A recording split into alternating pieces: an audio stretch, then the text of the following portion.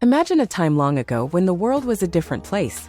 Ancient times where civilizations rose and fell, leaving behind a legacy that still echoes today. As I walk through the ruins, I can't help but feel a sense of awe and wonder. How did they build such magnificent structures without the technology we have now? How did they navigate the vast oceans without GPS? It's incredible to think about the ingenuity and resourcefulness of our ancestors.